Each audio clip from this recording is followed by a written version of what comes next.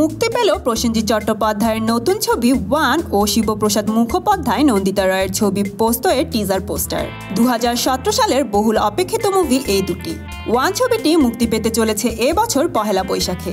Josh দাশগুপ্তের ক্যারিয়ারের জন্য অত্যন্ত গুরুত্বপূর্ণ এই ছবির সাফল্য। প্রথম ছবি গ্যাংস্টার সুপারহিট না হলেও সমালোচকদের প্রশংসা পেয়েছে, তাই এই দ্বিতীয় ছবি নিয়ে দর্শকদের আশাও থাকবে অনেক বেশি। ছবির মূল ইউএসপি যদিও নুসরাত জশ জুটি নয়, এক এবং একমাত্র প্রসেনজিৎ চট্টোপাধ্যায়। ছবিতে তার উপস্থিতি যথেষ্ট।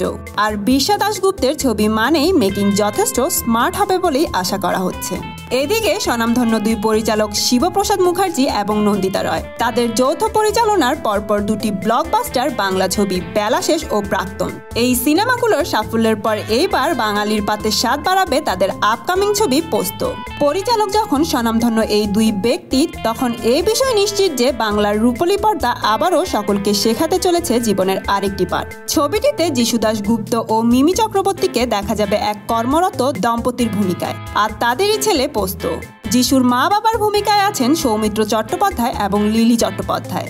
বর্তমান সমাজে চাকরিজীবী অভিভাবকদের নিজস্ব কাজের তাগিদে বাড়ির শিশুদের সাথে সময় না কাটানোর ফলে শিশুর মনে দেখা যায় এক মানসিক বিভ্রাট, যার ফলস্বরূপ বাচ্চাটি বাবা মা অপেক্ষা ঠাকুমার ঠাকুরদার প্রতি বেশি আকর্ষিত হয়ে ওঠে। আর ঠিক তখনই গৃহস্থের দেখা যায় সম্পর্কের মধ্যকার জটিলতা। সেরকমই এক ঘটে চলা গল্পের দৃষ্টান্ত নিয়ে হাজির পরিচালকদ্বয়। তো বন্ধুরা, বুঝতেই পারছেন দুটি মুভি কিন্তু ভিন্ন মাত্রায় তৈরি। তো আপনারা কোন মুভিটি দেখতে যাবেন কমেন্ট করে জানিয়ে দিন।